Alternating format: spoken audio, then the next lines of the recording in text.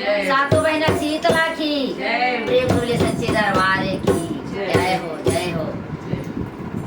आज हमारे जितने भाई बहन हैं और सबके लिए हम लोग पचरा लेके आ रहे हैं, क्योंकि माता जी अपने आ रही है, चैत महीना चढ़ गया।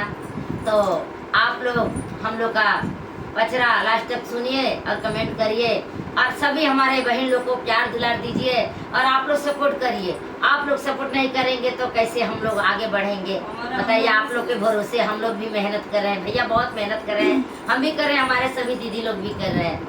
तो आप लोग कमेंट करके बताते रहिए कि दीदी अच्छा है, तो फिर हम लोग को और अच्छा अच्छा लेके आएंगे गाना। तो एक बार